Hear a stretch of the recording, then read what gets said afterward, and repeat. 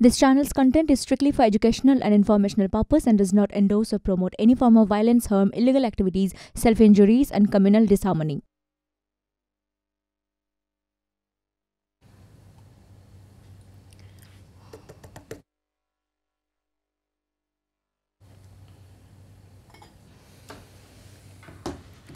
নমস্কার, আপনার রায় অনুষ্ঠানে আপনাদের সবাইকে স্বাগত জানাই। নবান্নের প্রশাসনিক বৈঠকে আজ রীতিমতো রুদ্র মূর্তিতে মমতা বন্দ্যোপাধ্যায়। যে পুরসভাগুলিকে নিয়ে যে বৈঠক, সেই বৈঠকের পর মন্ত্রী থেকে শুরু করে আমলা কেউই বাদ গেলেন না মুখ্যমন্ত্রী মমতা বন্দ্যোপাধ্যায়ের ধমক থেকে। দেখুন, মানুষ যদি উন্নয়নে কাজ না পায় তাহলে সেই মিউনিসিপ্যালিটি রাখার দরকার কি? লোকসভা ভোটে আসন বেড়েছে তৃণমূলের, তবে শহুরে ভোট নিয়ে চিন্তায় রয়েছে জোড়াফুল শিবির। কারণ রাজ্য জুড়ে 29টি আসন জিতলেও কলকাতা সহ জেলায় জেলায় একাধিক পুরো এলাকায় পিছিয়ে তৃণমূল। এই পরিস্থিতিতে সোমবার নবান্নের বৈঠকে কার্যত রণংদেহী মেজাজে দেখা গেল মুখ্যমন্ত্রী মমতা বন্দ্যোপাধ্যায়কে। জঞ্জাল থেকে রাস্তায় জমা জল, গজিয়ে ওঠা বহুতল থেকে সরকারি জমি জবরদখল। এদিন নবান্নের বৈঠক থেকে বিষয় ধরে ধরে তোপ দাগেন মুখ্যমন্ত্রী। নোংরা আবর্জনার স্তূপ, নর্দমা পরিষ্কার হয় না, রাস্তার ময়লা রাস্তাতেই পড়ে আছে। কেন কাজ করে না আমি জিজ্ঞেস করছি। রাস্তা ঝাড় দেয় না, এবার কি আমাকে রাস্তা ঝাড় দিতে যেতে হবে?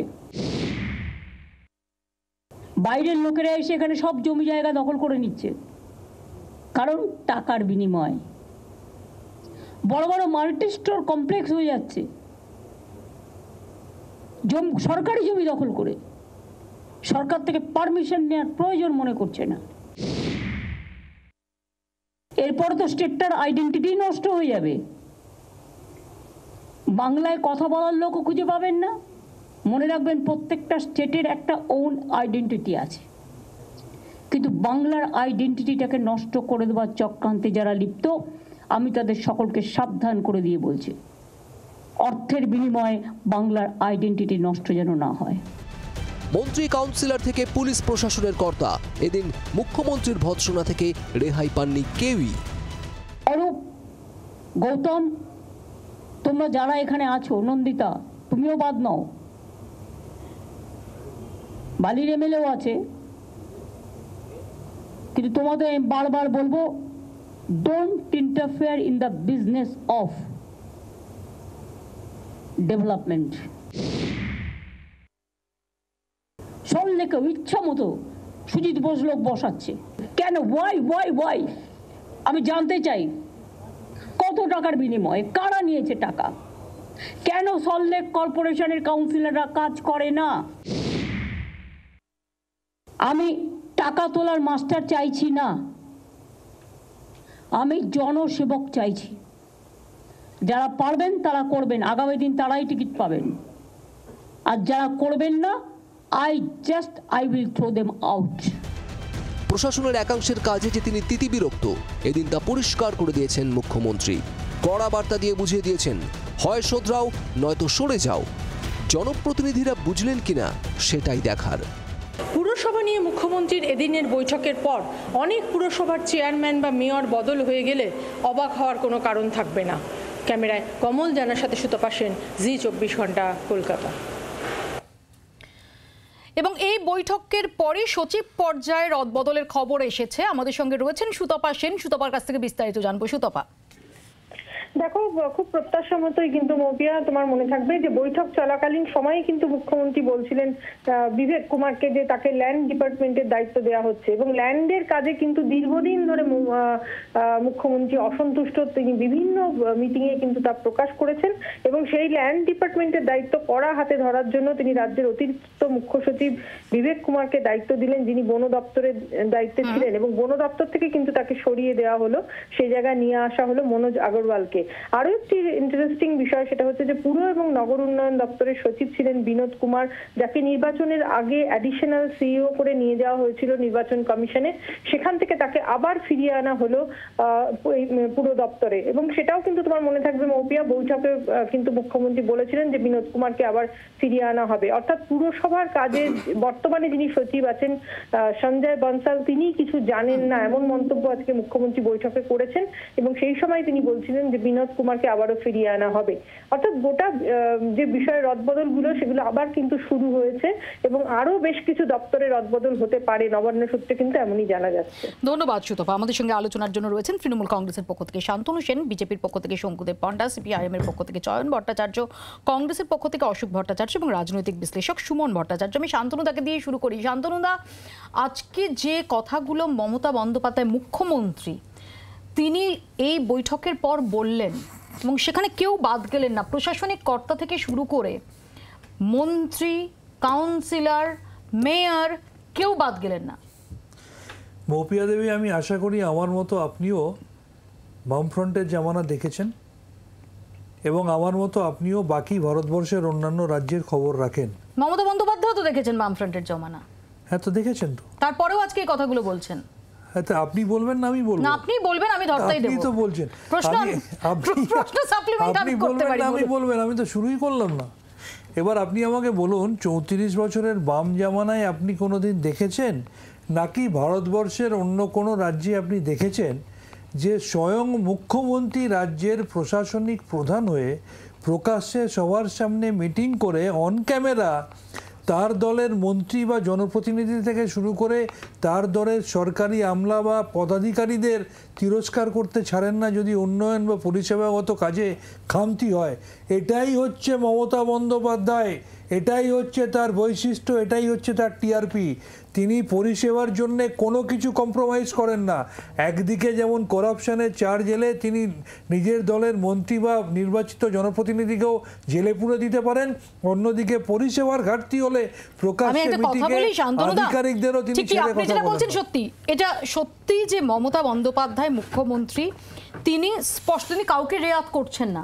এই যে আপনি বলছেন যে দরকার হলে তিনি যে কারো বিরুদ্ধে ব্যবস্থা নিতে পারেন, জেলে ভরে দিতে পারেন। আজকে যে সমস্ত বিস্ফোরক অভিযোগের কথা মমতা বন্দ্যোপাধ্যায় নাম করে করে বলছিলেন, তাই সাধারণ মানুষ তো বলছে যে অনেকেরই তাহলে জেলে যাওয়া উচিত।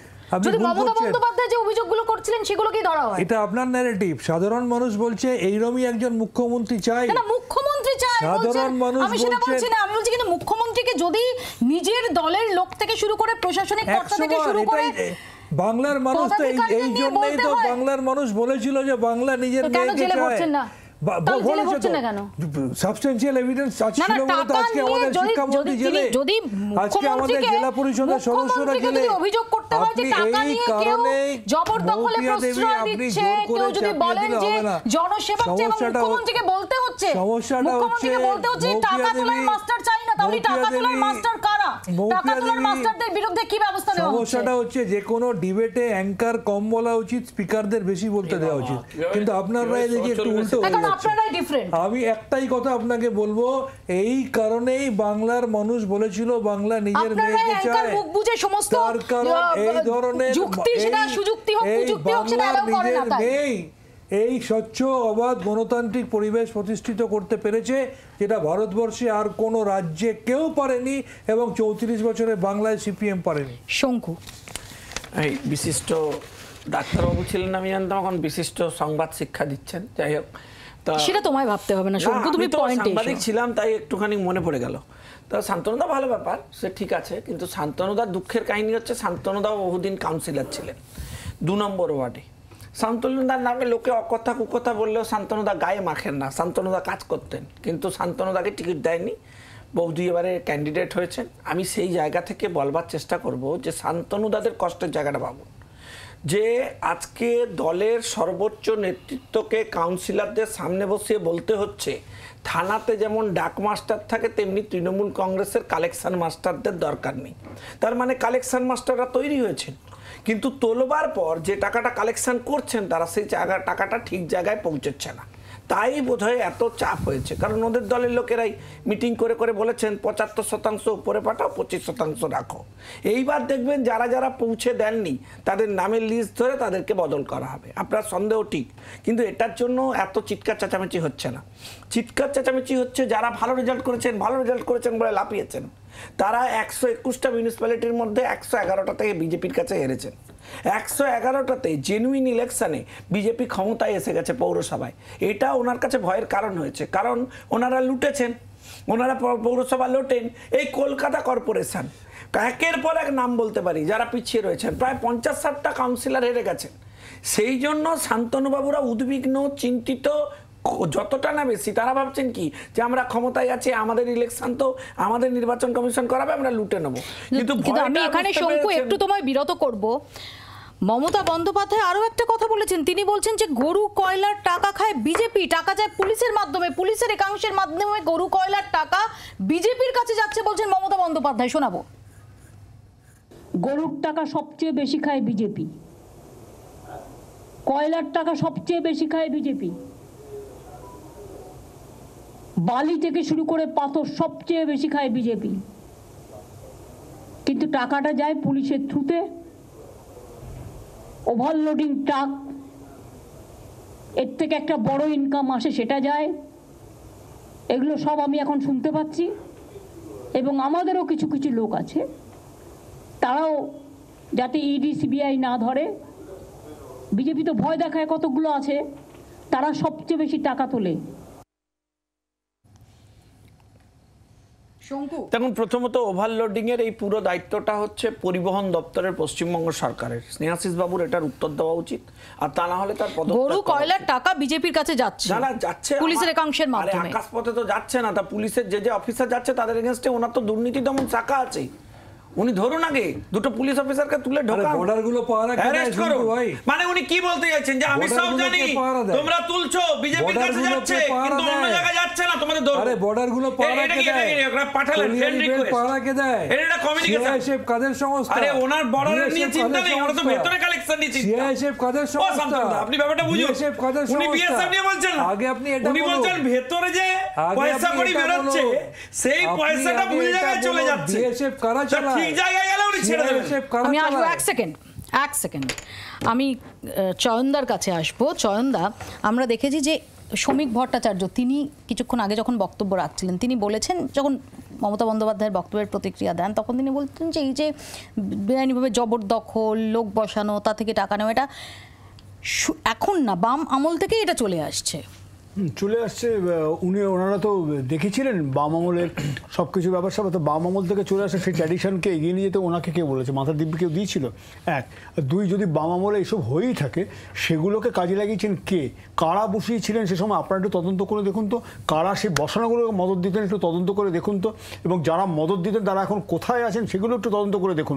আমি পরিষ্কার চ্যালেঞ্জ দিচ্ছি, বাম আমলে পুরসভা যেগুলো ছিল, যে পুরসভা, কলকাতা পুরসভা বা একটা টার্ম বাদ দিলে আমরা কমফোর্টেবল মেজরিটি কখনোই পাইনি।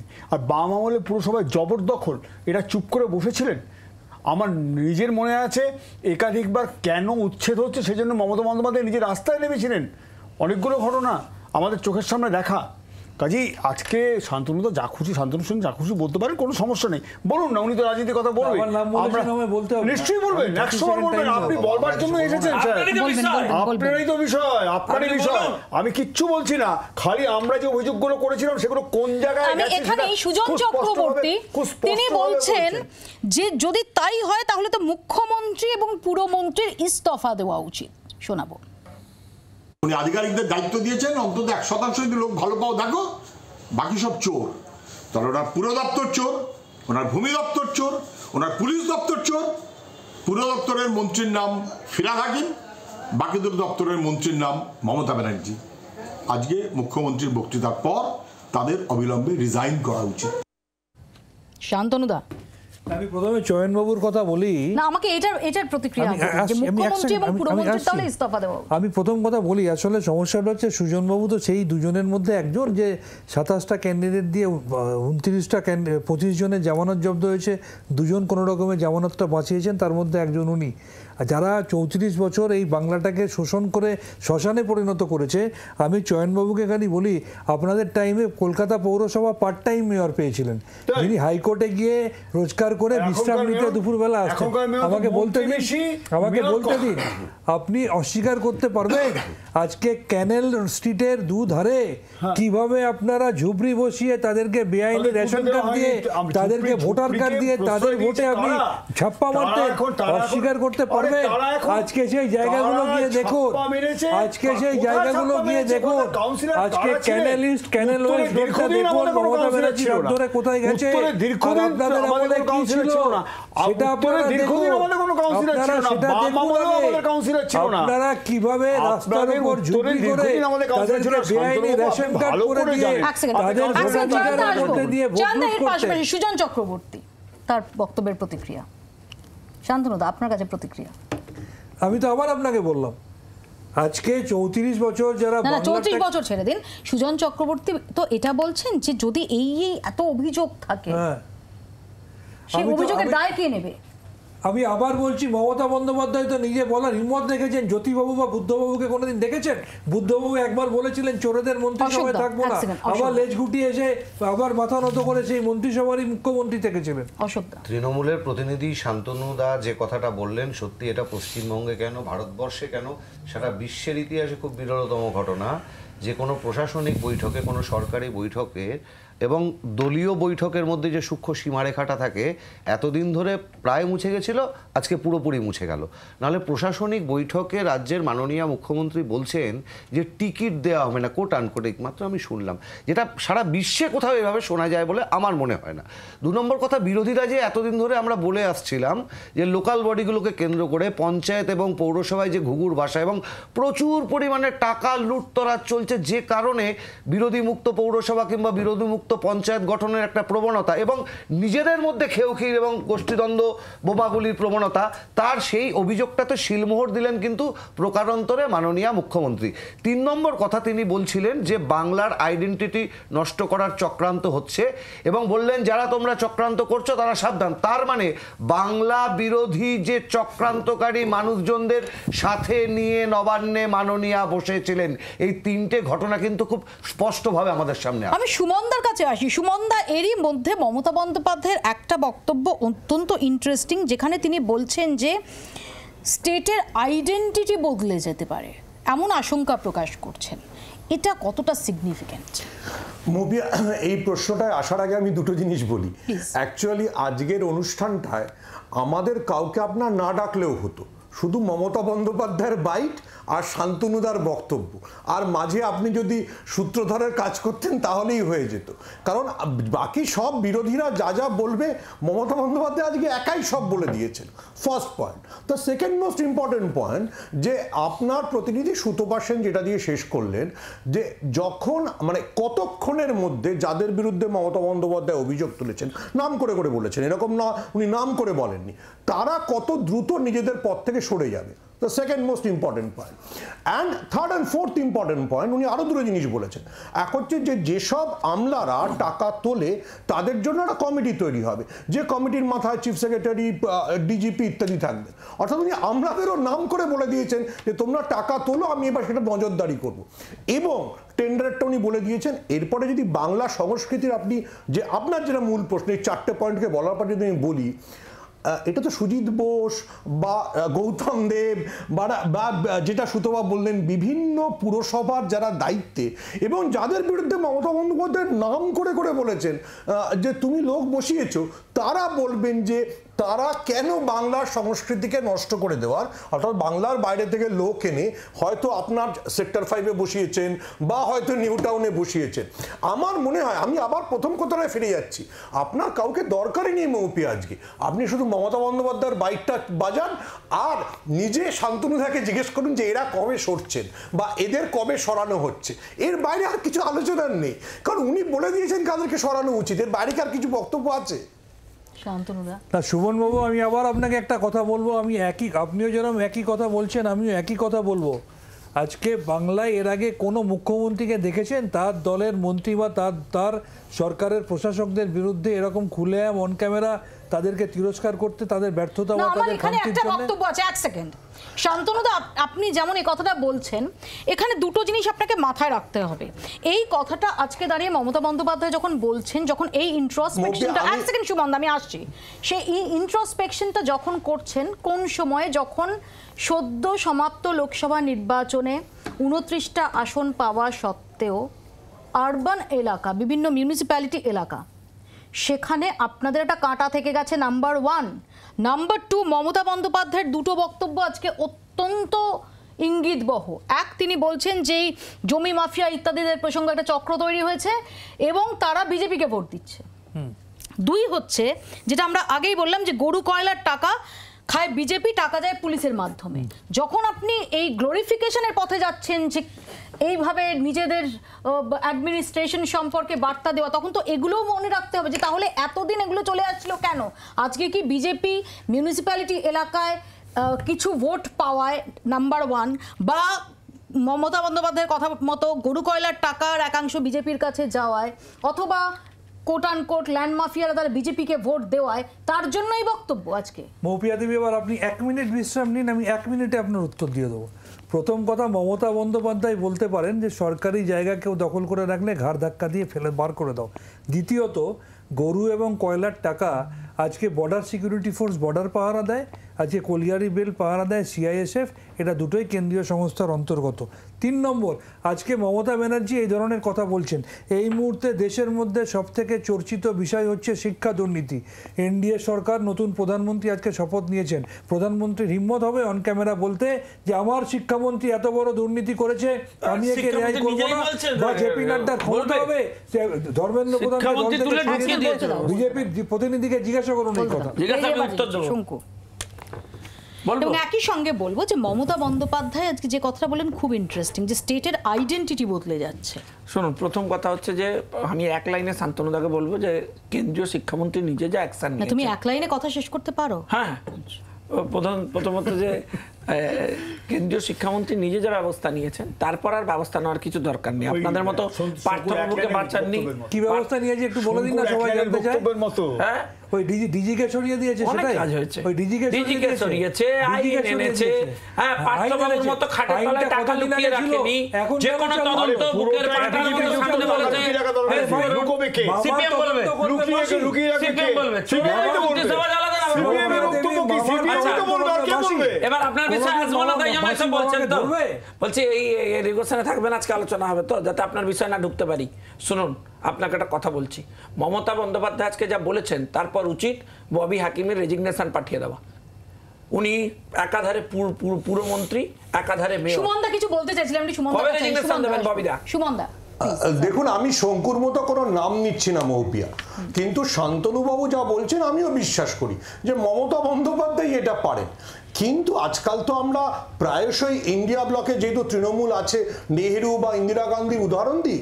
নেহেরুর মন্ত্রিসভায় যদি এরকমভাবে প্রাইম মিনিস্টার মন্ত্রীদের সমালোচনা করতেন, তারপর সেই মন্ত্রী পদত্যাগ না করে ঘর থেকে বেরোতেন, বা ইন্দিরা গান্ধীর ঘরে হতো। যাদের নাম করে, উনি তো পুরসভার করে মানে লুকোছাপি করে বলেননি। Mamata Bandyopadhyay was so specific. তিনি এরপরে সেই মন্ত্রী, সেই পুরসভার চেয়ারম্যানরা যদি পদত্যাগ আজ রাতের মধ্যে না করেন, তাহলে ধরে নিতে হবে যে এই দলটায় মমতা বন্দ্যোপাধ্যায়ের কথা আর শোনা হচ্ছে না, অথবা এদের মানে সত্যি কথা মমতা বন্দ্যোপাধ্যায় যেটা বলেছেন, এদের চামড়া এতই মোটা হয়ে গেছে বা লোভ এতই বেড়ে গেছে, যেটা কিছুতেই থামছে না। আমি এখানে একটু দেখাবো যে মুখ্যমন্ত্রীর ক্ষোভ প্রকাশের পরই সল্টলেকের সেক্টর 5-এ পুলিশের অ্যাকশন শুরু হলো। আমাদের প্রতিনিধি নান্টু হাজরা তার প্রতিবেদনে চোখ রাখবো। সেক্টর 5 জুড়ে হকারদের দাপাদাপি এবং রাস্তার উপরে তারা একবারে যখন তখন যে কেউ এসে দোকান করে সেখানে থেকে যাচ্ছে, এমনটাই অভিযোগ মুখ্যমন্ত্রীর। এবং তারপরেই মুখ্যমন্ত্রী আজকে বলার পরেই সেক্টর 5 ইসিবি ইলেকট্রনিক্স কমপ্লেক্স থানার পুলিশ তারা কিন্তু এই মুহূর্তে সেক্টর 5 জুড়ে তারা কিন্তু নেমেছেন যে কোথায় কোথায় এরকম দোকান তৈরি হয়েছে এবং বেআইনিভাবে কারা কারা দোকান করছে, কারোর পারমিশন আছে কিনা। যারা পারমিশন আছে তাদেরকে রাস্তার উপরে তারা যে ড্রাম বা যাবতীয় জিনিসপত্র রেখে তারা ব্যবসা করছে সেগুলো যাতে না করে সেই জন্য তাদেরকে বলা হচ্ছে। এবং নতুন কেউ দোকান করেছে কিনা, নতুন কেউ বাইরে থেকে এসে এখানে তারা বসেছে কিনা, সেই সমস্ত বিষয় খতিয়ে দেখতে কিন্তু এই মুহূর্তে আমরা দেখতে পাচ্ছি ইলেকট্রনিক্স কমপ্লেক্স থানার পুলিশ তারা কিন্তু সেক্টর 5 জুড়ে তারা কিন্তু সেই সমস্ত বিষয় রেকি করছে এবং নতুন করে কেউ যাতে বসতে না পারে। এবং তার পাশাপাশি যে সমস্ত পুরনো দোকানদাররা রয়েছে তারা রাস্তার উপরে একেবারে তাদের যে জলের ড্রাম থেকে শুরু করে বাসনপত্র সমস্ত কিছুই তারা কিন্তু রাস্তার উপরে রেখে তারা ব্যবসা করছে। শুধু তাই নয়, তার পাশাপাশি যেটা অভিযোগ উঠছে যে ফুটপাত মানুষ চলাফেরা করে, সেই ফুটপাত দখল করে কিন্তু তারা কিন্তু ব্যবসা চালিয়ে যাচ্ছে। সেক্ষেত্রে দাঁড়িয়ে সেক্টর 5-এর কিন্তু যানজট আরো বেড়ে যাচ্ছে এবং বাইরে থেকে লোকজন এসে এখানে কিন্তু হঠাৎ করে এসে ত্রিপল টানিয়ে ব্যবসা করছে, এমনটাই অভিযোগ করেন মুখ্যমন্ত্রী মমতা বন্দ্যোপাধ্যায়। এবং তারপরে কিন্তু নড়ে চড়ে বসেছে ইলেকট্রনিক্স কমপ্লেক্স থানার পুলিশ এবং সরজমিনে তারা কিন্তু রেকি করছেন গোটা সেক্টর 5-এ। জি 24 ঘন্টার জন্য নান্টু হাজরা রিপোর্ট, সল্টলেক। অশোকদা, এই যে এসে অস্থায়ী জায়গায় ত্রিপল দিয়ে দোকান করে তারা থাকতে শুরু, এটা কি সত্যি কেউ জানে না ঘুণাক্ষরে তারা করে ফেলছেন? এটা সম্ভব? না, এটা হয় নাকি কোনোদিন? এবং সল্টলেকের মতন একটা জায়গা, সেক্টর 5-এর মতন একটা জায়গা, এত বড় বড় কোম্পানি, এত বড় বড় মিডিয়া হাউসের অফিস, একটা আইটি সেক্টরের একটা হাব এই জায়গাটায়, এটা কেউ জানে না, কোথাও জানে না, প্রশাসন জানে না, কাউন্সিলর জানে না, হতে পারে না, কখনো এটা হওয়া সম্ভব নয়। এবং কিন্তু প্রশ্নটা হচ্ছে মৌপিয়া, যে জায়গাটা আমরা বলছি যে এর আগেও মুখ্যমন্ত্রী প্রশাসনিক বৈঠকে নাম করে তার দলের বিধায়ককে সরাসরি বলেছেন যে তোর কাজ তো বোম বাঁধা, ঠিক এরকম তোর কাজ তো বোম বাঁধা। তারপরেও সেই বিধায়ক বোমা বানানো বন্ধ করে দিয়েছেন না, বোমা নিয়ে কারবার বন্ধ করে দিয়েছেন। মুখ্যমন্ত্রী বলছেন যে সুজিত বসু তিনি এখানে এনে লোক বসাচ্ছেন। এত ইনফরমেশনে যদি থাকে তাহলে ব্যবস্থা নেওয়া হয়নি কেন? দেখুন, আজকে আপনি বলুন যে কোনো ফুটপাতে কালকে ধরা যাক যে কেউ গিয়ে আমি একটা ওখানে বসে পড়লাম, আপনি হলফ করে বলতে পারবেন যখন তৃণমূল কংগ্রেসের একজন নেতা আসবে না যে এখানে কি করতে এসেছো ভাই এটা বলতে? আমি অন্তত আমার ছোট এরিয়ার মধ্যে বলতে পারি, আমি যেখানে কাউন্সিলর ছিলাম বা বর্তমানে আমি যেখানে থাকি সেই জায়গায় যদি দেখি নতুন করে কোনো ফুটপাত দখল করে বসছে, যেমন আমি উদাহরণ দিই, আজ থেকে 3 দিন আগে কাশীপুর থানার পাশে উল্টো দিকের ব্যাটালিয়ন থেকে 8 নম্বর ব্যাটালিয়ন থেকে কিছু লোকজন এসে একটা চায়ের ঘুমটি করার জন্য ঘুমটি বসিয়ে দিয়েছিল। আমি সঙ্গে সঙ্গে ইনিশিয়েটিভ নিয়ে, কাউন্সিলর ইনিশিয়েটিভ নিয়ে লোকাল থানাকে বলে সেটা কিন্তু আমি সরিয়ে দিয়েছি। এই জায়গায় দাঁড়িয়ে আমরা যদি সঠিক খবর পাই আমরা কিন্তু সেই পদক্ষেপ নিই। আপনি তো বলছেন সরিয়ে দেওয়ার জন্য ঘুমটি আপনি ব্যবস্থা নিয়েছেন, সরিয়ে না দিয়ে যাতে ওখানে পাকাপোক্ত বন্দোবস্ত করা যায় সেই জন্য তো কিছু কিছু লোকাল তৃণমূল নেতার উদয় হয়। শান্তনুদা, আমি আবার বলছি, যাদের উদয় হয় আমাদের দল এগুলো আমাদের দল এগুলোকে এন্ডোর্স করে। আমাদেরকে আজকেও তৃণমূল কংগ্রেস যেটার জন্য সবচেয়ে বেশি অভিযুক্ত করে কি বলুন তো, শান্তনুকে আমাকে অনেকে বলছিল যে তুমি সানশাইনটা বলবে, অপারেশন সানশাইনের কথা যদি বলি সবার আগে কাট করে তো শান্তনু সেনটা। খুব সংক্ষেপে 10 সেকেন্ডে আমরা তো সময় চেষ্টা করি একটাই কথা বলতে যাই, সল্টলেকটা বিধাননগর এবারে এটা হেরেছে। এখন তার জন্য যারা সাধারণ করে খাচ্ছে তাদের চাকরি দিতে পারে না, ব্রিটানিয়ার মতো কোম্পানি বন্ধ হয়ে যায়, তাদের উপর এই সমস্ত পুলিশ নেমে পড়েছে ক্ষমতা দখলদারিত্ব করতে, তাদেরকে তুলতে। আমার প্রশ্ন হচ্ছে রাজ্য তাদের অল্টারনেটিভ দিতে পারেনি বলে তারা বসেছে, তাদের জন্য ডেমোগ্রাফি চেঞ্জ হয়ে যাচ্ছে না। উনি যেটাকে ইন্ডিকেট করেছেন সেই ইন্ডিকেশন যদি ওনাকে করতে হয় তাহলে ইউসুফ পাঠান তোমরা করেছো, ওই যে কীর্তি আজাদ নাকি জিতেছে, 45 বছরের সবথেকে বেশি বেকার তোমরা করেছো। আসবো এই প্রসঙ্গে আলোচনায় ফিরবো এবং শঙ্কু একটু আগে যে ব্রিটানিয়া বন্ধের কথা বললো সে প্রসঙ্গেও ফিরবো। ছোট্ট একটা বিরতি তার আগে নিচ্ছি, বিরতির পর ফিরছি, দেখতে থাকুন আপনার রায়।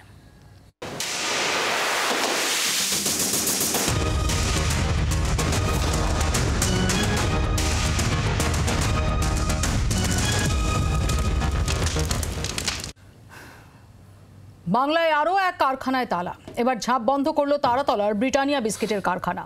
লোকসভা ভোট মিটতেই কাজ হারালেন শয়ে শয়ে শ্রমিক। রাজনীতির দরজায় ঢাকা পড়ে গেল বাঙালির আরও এক আবেগের গল্প। সকালে চায়ের কাপে চুমুক থেকে বিকেলে পাড়ার ঠেকের আড্ডা, ব্রিটানিয়া বাঙালির দিনভরের সঙ্গে। বাংলা ও বাঙালির স্বাদ ও আবেগের সঙ্গে জড়িয়ে শতাব্দী প্রাচীন এই বিস্কুটের ব্র্যান্ড। অথচ কলকাতায় ব্রিটানিয়ার একমাত্র কারখানাতেই তালা। ঝাঁপ বন্ধ করল তারাতলার ব্রিটানিয়া কারখানাটি। লোকসভা ভোট মিটতেই কাজ হারালেন শয়ে শয়ে শ্রমিক। তারই পাশে যখন বেকারত্ব সমস্যা, তখন বন্ধ হয়ে গেল আরও একটি কারখানা। তারাতলা শিল্পাঞ্চলের ব্রিটানিয়া ইন্ডাস্ট্রিজকে বন্ধ করে দেওয়া হলো, এমনটাই কিন্তু জানা যাচ্ছে। তার সঙ্গে সঙ্গে বেকার হয়ে গেলেন এখানে কর্মরত 122 জন পার্মানেন্ট স্টাফ এবং প্রায় 250 জন অস্থায়ী স্টাফ। কলকাতা বন্দরের মালিকানাধীন 11 একর জমিতে লিজ নিয়ে চলছিল ব্রিটানিয়ার কারখানাটি। 2018 সালে 30 বছরের জন্য লিজ পুনর্নবীকরণ করা হয়। পশ্চিমবঙ্গ ব্রিটানিয়ার তৃতীয় বৃহত্তম বাজার। বাংলা থেকে বছরে 900 কোটি টাকারও বেশি আয় করে সংস্থাটি। 2018 সালে এ রাজ্যে নতুন করে বিনিয়োগে ঘোষণা করে ব্রিটানিয়া কর্তৃপক্ষ। নতুন কারখানার জন্য 300 থেকে 350 কোটি টাকা বিনিয়োগের কথা জানান ব্রিটানিয়া ইন্ডাস্ট্রিজের চেয়ারম্যান নুসলি ওয়াদিয়া। সেই বিনিয়োগ তো হয়নি, উল্টে বন্ধ হয়ে গেল কলকাতায় ব্রিটানিয়ার একমাত্র কারখানাটি। হুগলির ডানকুনিতে ব্রিটানিয়ার একটি উৎপাদন কেন্দ্র রয়েছে ঠিকই, কিন্তু তা চুক্তিভিত্তিক, সরাসরি সংস্থার অধীনে নয়। এই পরিস্থিতিতে ব্রিটানিয়ার বিস্কুট কারখানা বন্ধের জেরে রাজ্য রাজনীতিতেও শোরগোল পড়ে গিয়েছে। এর জন্য তৃণমূলের মেলা খেলা খয়রাতির রাজনীতিকে দায়ী করছেন বিরোধীরা। তাদের অভিযোগ, বাংলায় শিল্প বিনিয়োগ নেই, তাই চাকরিও নেই, তাই ভিন রাজ্যে পাড়ি দিতে বাধ্য হচ্ছে রাজ্যের শিক্ষিত বেকার যুব সমাজ। উপার্জনের আশায় ভিন রাজ্যে ভিড় করছেন শ্রমিকরাও। এই পরিস্থিতিতে ব্রিটানিয়ার বিস্কুট কারখানা বন্ধ হওয়ায় বাংলার শিল্প বিরোধী ভাবমূর্তি আরও একবার জোরদার হলো বলে অভিযোগ বিরোধীদের। মুখ্যমন্ত্রী মমতা বন্দ্যোপাধ্যায়ের যে শিল্প বিরোধী চিত্র এবং ছবি তৈরি হয়েছে, এবং তার সাথে সাথে যে দল তোলাবাজি করে, সেই দল কি বলে হচ্ছে, তার উপস্থিতিতে কোনো সরকার শিল্প নতুন শিল্প তো হচ্ছে না বটেই, পুনরুজ্জীবন তাও হচ্ছে না, বরং চালু শিল্প বন্ধ হচ্ছে। এইটাই এখন বাংলার দশা এবং দিশা। মুখ্যমন্ত্রী এবং তার দলবল যেভাবে চলছেন তাতে সুরাহার কোনো ইঙ্গিত নেই। যদিও শাসক দল তৃণমূলের দাবি, একটা কারখানা বন্ধ হওয়ার সঙ্গে রাজ্যে শিল্পের চিত্র গুলিয়ে ফেলা ঠিক নয়। কোনো শিল্পের তাদের নিজস্ব কিছু বিষয় আছে, ম্যানেজমেন্টের বিষয় আছে, তার সঙ্গে রাজ্যের সামগ্রিক শিল্প পরিস্থিতি যারা মেশাচ্ছেন তারা ভুল করছেন। যদি কোনো কারণে ওই কোম্পানির বিস্কুটের কোনো একটা কারখানা কোনো কারণে কোনো সমস্যায় থাকে, আপনারা দেখবেন রাজ্যে আরও একাধিক বিস্কুট কারখানা তৈরি হয়েছে, নতুন বিস্কুট প্রোডাকশন চলছে, বহু মানুষ চাকরি পাচ্ছে। এরপরেও দোকানে দোকানে ব্রিটানিয়ার বিস্কুট পাওয়া যাবে। পাড়ার থেকে বিস্কুট সহ চায় পে চর্চাও চলবে, কিন্তু তারাতলার কারখানায় আর বিস্কুট তৈরি হবে না। ক্যামেরায় মিন্টুর সঙ্গে বিক্রম ও সন্দীপের রিপোর্ট, জি 24 ঘন্টা। শান্তনুদা, আরও একটা কারখানা বন্ধ হয়ে গেল। এমন না যে আমরা কারখানার ওপেনিং নিয়ে, কারখানা এখানে স্থাপিত হচ্ছে সেটা নিয়ে অহরহ খবর করতে পারি, বরং চিত্রটা একদম ভিন্ন। সেখানে দাঁড়িয়ে আরও একটা কারখানা বন্ধ হয়ে গেল। মৌপিয়া দেবী, প্রথমেই আমি বলি যে এটা শুধু আজকে এই তারাতলায় নয়, আপনি খবর নিয়ে দেখুন মুম্বাই এবং চেন্নাইতেও বন্ধ হয়েছে। এক, দ্বিতীয়ত হচ্ছে তারা এই জায়গায় প্রোডাকশনটা আউটসোর্স করেছে। তৃতীয়ত ডানকুনিতে তাদের এখনও কারখানা এক্সিস্ট করে। চতুর্থত এই বাংলাতেই 300 থেকে 350 কোটি টাকার স্টেট অফ আর্ট একটা কোম্পানি তৈরি করছে ব্রিটানিয়া সংস্থায়। এই বাংলায় সিপিএম যখন চলে যায় 55,000 বন্ধ কলকারখানার চাবি মমতা ব্যানার্জি টেবিলে রেখে গিয়েছিল। সেই জায়গা থেকে আজকে মমতা ব্যানার্জি কেন্দ্রের অসহযোগিতা, কোভিড সব কিছুকে উপেক্ষা করে আজকের দিনে বাংলায় ইজ অফ ডুইং বিজনেসে ভারতবর্ষের মধ্যে প্রথম। আজকে আপনার যে প্রিলিউড তাতে দেখছিলাম, বলছেন যে মাইগ্রেন্ট ওয়ার্কার এখানে সব থেকে বেশি। এখনও পর্যন্ত কেন্দ্রীয় সরকারের পরিসংখ্যান অনুযায়ী বিজেপি শাসিত রাজ্যগুলো থেকে পরিযায়ী শ্রমিকের সংখ্যা সব থেকে বেশি, বাংলা থেকে সব থেকে বেশি নয়। আমি একটু বিরত করব, আমাদের সঙ্গে এই মুহূর্তে রয়েছেন অর্থনীতি বিশ্লেষক অনির্বাণ দত্ত। আমি একটু অনির্বাণের কাছে চলে যাব। অনির্বাণ, না, আমি একটা কথা বলছি যে যেটা আমরা শুনছি যে সত্যি সত্যি এটা এর আগে বম্বেতে বন্ধ হয়েছে, চেন্নাইতে বন্ধ হয়েছে, কলকাতাতেও বন্ধ হলো, এবং এটা ওরা যে স্টেটমেন্ট দিয়েছে তাতে বলেছে ইকোনমিক ভিজিবিলিটি বা ইকোনমিক ভায়াবিলিটি নিয়ে ওরা বলছে। কিন্তু আমি একটা কথা বলছি যে দেখুন, এটা তো সত্যি সত্যি যে কিছু লোক কর্মহীন হয়ে গেল, এবং শুধু তাই নয়, ওই যে ফ্যাক্টরিটার আশেপাশে অনেক দোকান নিশ্চয়ই ছিল, অনেক ব্যবসায়িক প্রতিষ্ঠান গড়ে উঠেছিল, যেটা ওই তারাতলার ইন্ডাস্ট্রি যেটা ছিল, তারাতলার যে ফ্যাক্টরিটা ছিল সেই ফ্যাক্টরিটাকে বেস করে সেইগুলোও কিন্তু ঢুকতে থাকবে, সেই দোকানগুলো হয়তো চলতে থাকবে, ওরকমভাবেই ভগ্নদশা অবস্থা হবে। কিছু আরও লোক কর্মবিমুখ হবে। কিন্তু আমি বলছি এই যে কোম্পানিগুলো যখন এরকম একটা ডিসিশন নেয়, সেই ডিসিশনগুলো নেওয়ার আগে সরকারের কাছে খবর থাকে কি না, প্রশাসনের কাছে খবর থাকে কি না আমি জানি না, কিন্তু যদি খবর থাকে আমরা ধরে নিই, তাহলে সেই অর্থে ওই কোম্পানিগুলোর সঙ্গে কথা বলা হয়েছিল কি না, তাদেরকে কনভিন্স করা যেত কি না, তাদেরকে আরও কিছু ফেসিলিটি দিলে তাদের ইকোনমিক ভায়াবিলিটিটা আরও পজিটিভ হতো কি না, যাতে পশ্চিমবঙ্গ থেকে এরকম শিল্প আর বাইরে না যায়। দেখুন, ব্রিটানিয়া আউটসোর্স করে, শুধুমাত্র তারাতলার ইউনিটে তো তৈরি করে না, এটা সারা ভারত জুড়ে এদের ফ্যাক্টরি আছে, ফ্যাক্টরি আউটসোর্স করেছে। কিন্তু তারপরেও যেটা আজকের দিনে দাঁড়িয়ে যেটা দিনের শেষে আমাদের প্রাপ্তি হলো, সেটা হচ্ছে এই কারখানাটা বন্ধ হয়ে যাওয়াতে কিছু ডাইরেক্ট শ্রমিক যারা আছেন, যারা ডাইরেক্ট এমপ্লয়িজ ছিলেন, তাদেরকে বিআরএস দেওয়া হলো, কিন্তু কিছু আউটসোর্স এমপ্লয়ি ছিলেন যারা অসংগঠিত ক্ষেত্রের সঙ্গে যুক্ত, তারা কর্মবিমুখ হয়ে গেলেন। এবং তার আশেপাশে যে দোকান, ছোট দোকান যাই থাকতে পারো, যে অর্থনৈতিক কর্মকাণ্ডগুলো হচ্ছিল সেগুলো বন্ধ হয়ে গেল। শুধু একটা কারখানা না, একটা ইকোসিস্টেম তৈরি হয়ে যায় সেই কারখানাকে ঘিরে। একদমই তাই। যেখানে দাঁড়িয়ে একটা বড়সড় ধাক্কা। আমি আসবো অনির্বাণ, আমি শঙ্কুর কাছে আসবো। শঙ্কু, একটু আগে তুমি এই বিষয়টাকে রিলেট করছিলে এবং তুমি বলছিলে যে এখানে কাজ নেই, কলকারখানা নেই, তাহলে ফুটপাত দখল করে দোকান দেবেন না তো কি করবেন মানুষ? তাদের তো খেয়ে পড়ে বাঁচতে হবে। দিদি, আমি সাধারণত একটা সরকার যখন চলে তখন তার অ্যাক্টিভ পার্টিসিপেশন লক্ষ্য করার দিকে হাঁ করে তাকিয়ে থাকে সরকারের একজন অধিবাসী হিসেবে। এই কারখানাটা যে অঞ্চলে চলতো সেটা হচ্ছে পোর্ট ট্রাস্টের জায়গা। পোর্ট ট্রাস্ট কিন্তু আপনি দেখবেন কেন্দ্র সরকারের, কিন্তু কোঅপারেট করেছে, অ্যাকশন নিয়েছে, ওদের সাথে কথা বলেছে, ওরা এক্সটেনশন চেয়েছে, ওদের দিয়েছে। আপনি আমাকে বলুন, আজকে বন্ধ হয়ে যাওয়ার পর আপনারা খবর করেছেন, আপনি গত 5 দিনে একটা খবর করতে পেরেছেন যে রাজ্যের শিল্পমন্ত্রী ওদের সাথে কথা বলেছে, ওদের একটা চিঠি দিয়েছে, ওদের ডেকে পাঠিয়েছে, মুখ্যমন্ত্রী কথা বলতে চান, কেন বন্ধ হয়ে যাচ্ছে, কেন এতদিনের একটা কারখানা হঠাৎ করে ওনারা ঝাঁপ ফেলে দিচ্ছেন? এটা কি সত্যি কোনো ব্যবসায়িক কারণ? তারা অফিসিয়াল কোনো স্টেটমেন্ট দিয়েছেন? একটা খবর করতে পেরেছেন? এবং আপনি আমাকে এটা বলতে পারবেন না যে ওরা এটা জানে না। আমি দায়িত্ব নিয়ে বলছি, ওদের ট্রেড ইউনিয়নের লোকেরা এটা জানেন, জানাবার পরে কিছু করেননি। আর ট্রেড ইউনিয়ন চালাচ্ছেন কাকে দিয়ে?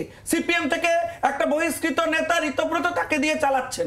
তার সেন্সিটিভিটি নেই। সে তার যদি থাকতো তাহলে সে ওখানে গিয়ে লোকেদের সাথে কথা বলতো, ওদের সাথে যোগাযোগ করে সরকারের সাথে ইনিশিয়েট করতো। ফলে আপনাকে বুঝতে হবে যে কোন জায়গায় এই সরকার তার ট্রেড ইউনিয়ন এবং তৃণমূল কংগ্রেসের। আমি চয়নদার কাছে আসবো। চয়নদা, একটু আগেই শান্তনুদা যেটা বললেন যে যখন 13 বছর আগে যখন সরকার বদল হয়, তার আগে প্রায় 50,000 কারখানা বন্ধের চাবি, বন্ধ কারখানার 56,000, ওনাদের কথা মত 56,000 বন্ধ কলকারখানার চাবি মহাকরণে রেখে গিয়েছিল বামফ্রন্ট সরকার। মহাকরণে আমরা রেখে গিয়েছিলাম। কোন চাবিটা রেখে গিয়েছিলাম একটু লিস্টে দেবেন? 1, 2 কারখানার চাবি, তালা, টাকা সবটাই থাকে মালিকের হাতে, সেগুলো সব বেসরকারি কোম্পানি। 2, 3 যেটা, সেটা হচ্ছে যে বন্ধ কলকারখানার একটা অর্থনৈতিক কারণ থাকে, কেন কলকারখানা বন্ধ হয়, চাহিদা ইত্যাদি প্রভৃতি। কিন্তু এখানে তথ্যটা সম্পূর্ণ আলাদা। সেটা হচ্ছে যে এখানে 3,000 টন বিস্কিটের যেখানে চাহিদা, সেখানে এরা 1,650 টন বিস্কিট বানাতেন। বাকিটা আউটসোর্সিং, অন্যান্য বিস্কিট কোম্পানি আউটসোর্সিং থেকে প্রভৃতি। প্রায় 750 জন ওয়ার্কার এক মুহূর্তে কর্মহীন হয়ে গেল, কোনো নোটিশ দেওয়া হয়নি। এবং যেটা সবচেয়ে বড় কথা, এখানে যেগুলো কোম্পানিগুলোতে যেখানে ওরা ট্রান্সফার করেছে সেগুলো অত্যন্ত এক্সপেন্সিভ সিটি, এটা তো অনেক সস্তায় চালানো যায় কারখানা, বন্ধ হলো কেন? দীর্ঘদিন তো এটা তো বলতে পারবেন না বাম আমলে ওই সিটুর সেই লাল ঝান্ডা পুঁতে দিয়ে লকআউট ইত্যাদি। এরা তো লকডাউনের কথা বলতে পারবেন না। লকআউট ঘোষণা করে দিলেন উনি, কি মানবো? মানবার কোনো জায়গা নেই। আমরা মিনিমাম ওয়েজের জন্য লড়তাম, ওয়েজের জন্য লেবার মিনিস্টার উনি কথা বলবেন না, উনি কোনো কিছুই কথা বলবেন না।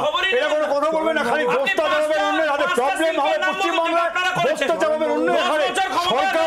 সরকারে আছেন আপনারা, ভোট দিচ্ছেন আপনারা, দোষটা যাবে অন্যের ঘরে। 5টা কোম্পানি বলুক, আপনারা তো চাবি রেখে গেছিলেন। আমরা চাবি খুলেছেন, কোনো চাবি খোলেননি, খোলার জায়গাতেই তো করেনি।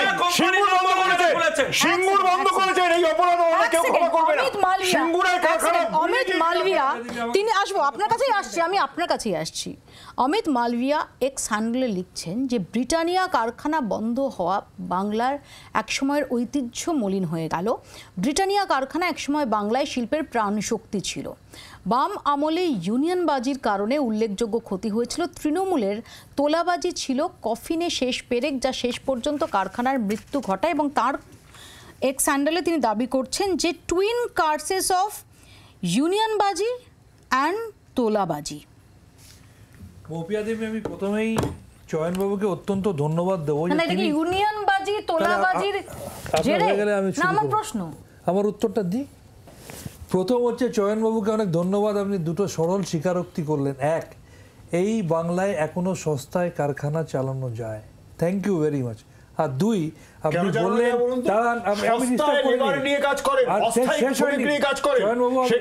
আপনি একটা ভদ্রলোক, আমি অন্তত আপনাকে ভদ্র মনে করি। আর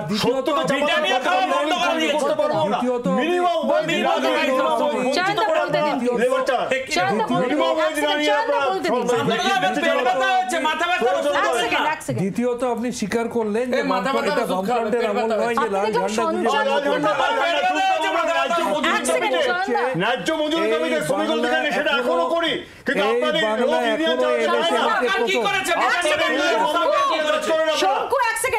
এক সেকেন্ড বলতে দিন। আমি দেখলাম যে আপনি সঞ্চালককে থামানোর ব্যাপারে যতটা দরো, প্রতিপক্ষ বক্তাদের থামানোর ব্যাপারে ততটা দরো না। আমি সৌজন্য বজায় রাখতে শিখি, আমাদের দল সৌজন্য মেনটেন করে। এবং এখনো জেনে রাখুন, এই বাংলা এখনো এমএসএমইতে প্রথম, এটা মাথায় রাখবেন। আর কার টুইট পড়াচ্ছেন, যাকে 5 স্টার হোটেলে আপনি একজন ভদ্রমহিলা যোগ্য সম্মান দিয়ে বলছি কামিনী কাঞ্চন সাপ্লাই দিতে হয়, যে আইটি সেল চালা,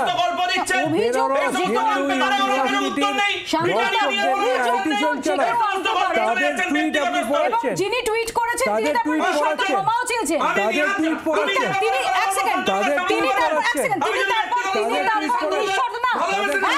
আমায় বলতে দাও না শঙ্কু প্লিজ। শান্তনুদা যিনি এই টুইটটা করেছিলেন, যার টুইটকে আপনারা হাতিয়ার করছেন, তিনি নিঃশর্ত ক্ষমাও চেয়েছেন। আমি আবার বলছি, উনি অস্বীকার করতে পারবেন বেনারস হিন্দু ইউনিভার্সিটিতে যারা ধর্ষক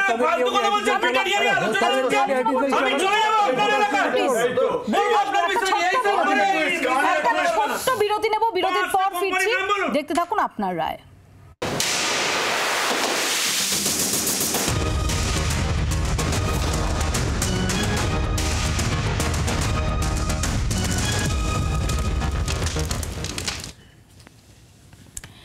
ফিরলাম বিরতির পর, আমি অশোকদার কাছে যাব। অশোকদা, দেখুন, ব্যাপারটা হচ্ছে একটা কোম্পানি তার ব্যবসা পত্তর গুটিয়ে নিচ্ছে, আমি কোনো জটিল কথাই যাচ্ছি না, তা কেন ব্যবসা গোটাতে যাবে? নিশ্চয়ই তার কোনো অসুবিধা হচ্ছে। তার যদি ফায়দা হতো, তার যদি পরিকাঠামোগত সমস্ত সাপোর্ট থাকতো, অন্যান্য রাজনৈতিক সামাজিক সমস্ত সাপোর্ট থাকতো, তাকে এখানে ব্যবসা গোটাতে হতো না। এখন এই ব্যবসা গোটানোর খবর সরকারের কাছে ছিল না, এক গলা জলেও যদি শান্তনুদা নেমে বলেন আমি বিশ্বাস করব না। আর যে ইউনিয়নের ভূমিকা কি করে সদর্থক হবে, একটু আগে আলোচনা হচ্ছিল, যে কথাটা আমরা বারবার করে বলেছি, একটা এদের ট্রেড ইউনিয়ন রয়েছে INTTUC, এই যে নয়া শ্রম আইন, নিউ লেবার কোড নিয়ে আমরা বারংবার করে বলি, যেখানে ইউনিয়নের ক্ষমতা কার্যত ঠুটো জগন্নাথ করে দেওয়া হয়েছে, তা নিয়ে তৃণমূল এবং তাদের ইউনিয়ন কখনো কিছু কথা বলেনি। যদি আমরা দেখি যে অমিত মালভিয়া যে টুইট করেছেন, দুটো শব্দ, ইউনিয়নবাজি, আমরা যেটা বাম আমলে খুবই যে শব্দটার সঙ্গে পরিচয় ছিল, তোলাবাজি এই শব্দটা এই মুহূর্তে পশ্চিমবঙ্গে যে অত্যন্ত চর্চিত একটা শব্দ, এটা বলার অপেক্ষা রাখে না। আমার প্রশ্ন এটাই যে যতই শিল্পবান্ধব পরিবেশ তৈরির ব্যাপারে আগ্রহ নিক সরকার, যতই মমতা বন্দ্যোপাধ্যায় তিনি নিজে উদ্যোগী হন, তিনি ভিন রাজ্যে বা বিদেশে যান তিনি লগ্নি আনতে, বা যতই BGBS হোক, এই যদি ইউনিয়নবাজি এবং তোলাবাজি সত্যিই কি এই দুটো এই মুহূর্তে দাঁড়িয়ে বড় কাঁটা হয়ে দাঁড়াচ্ছে শিল্পের সামনে? না, দেখুন, আপনি একটা কথা সবসময় মাথায় রাখবেন যে বেসরকারি উদ্যোগপতি তিনি তার পুঁজির সুরক্ষা চান এবং দিনের শেষে তিনি লাভের অঙ্কটা দেখতে চান। এই দুটো যদি ঠিকঠাক থাকে তবেই তিনি ব্যবসা করেন। আপনি শিল্পবান্ধব পরিবেশ দিয়ে তাকে সহায়তা করতে পারেন, কিন্তু আলটিমেটলি সেই ব্যবসাটা বিস্কুট তৈরির কারখানা থেকে তার কত টাকা লাভ হচ্ছে ক্ষতি হচ্ছে সেটা তারাই জানবে। কিন্তু আমি বলছি, পশ্চিমবঙ্গের যদি আপনি ট্র্যাডিশনাল বা হিস্টোরিক্যাল ফ্যাক্টস ফিগার্স দেখেন, তাহলে আমরা শিল্প নিয়ে আমরা পিছনের সারিতে আছি, আমাদের নিয়ে অনেক বাইরের লোকেরা আমাদের বদনাম করেন। সেই জায়গায় দাঁড়িয়ে এরকম একটা শিল্প প্রতিষ্ঠান যে ব্যবসাটা বন্ধ করছে সেটা কিন্তু খবর ছিল, কারণ না যেহেতু ভিআরএস দেওয়া হয়েছে, ভিআরএস তো একটা স্কিম, এবং এটা আজকে বললাম কালকে আপনাকে ভিআরএস দিতে পারেনি, ইন্টারনালি এটা একটা প্রক্রিয়া এবং এটা একটা অ্যাগ্রেসিভ স্টেপ তাদেরকে। দেখুন, আমাদের সরকার সবসময় শিল্পকে প্রমোট করতে চায়, শিল্প বন্ধ পরিবেশ তৈরি করে, সেখানে যদি তারা আলোচনা করতে চাইতো নিশ্চয়ই আলোচনা হতো। আমি আবার বলছি নিশ্চিত করে আলোচনা করতো, কিন্তু তারা কোন কারণে করলো, তারা আউটসোর্সিং করলো কিনা,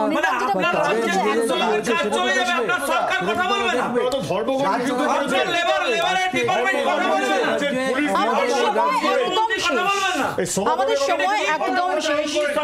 আরো অনেকগুলো পরিবার যারা প্রত্যক্ষ এবং পরোক্ষভাবে নির্ভরশীল ছিলেন এই আয় থেকে, তারা অনিশ্চয়তার মুখে পড়লেন। আপনারা এখানেই শেষ করতে হবে। শুধু আপনাদের জানিয়ে রাখি যে আমরা আপনার রায় নিয়ে আসছি নতুনভাবে। আপনাদের অনেকের মনের মধ্যেই নিশ্চয়ই এই প্রশ্ন ঘোরাফেরা করে যে শুধুমাত্রই রাজনীতিকদের কথা শুনবো, আমাদের কথা সেটা বলবে কে?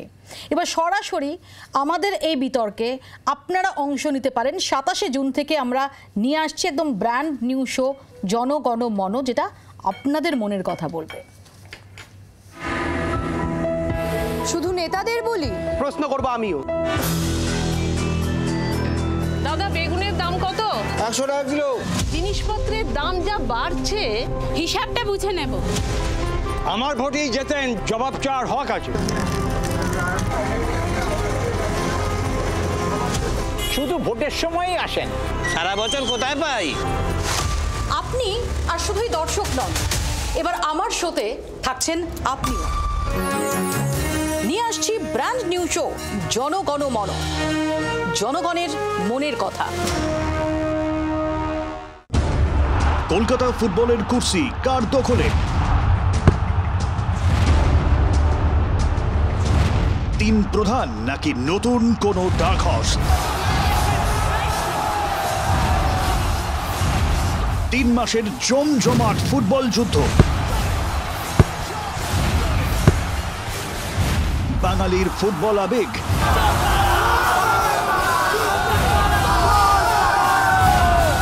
কে হাসবে শেষ হাসি? চোখ রাখুন জি 24 ঘন্টায় 25শে জুন থেকে।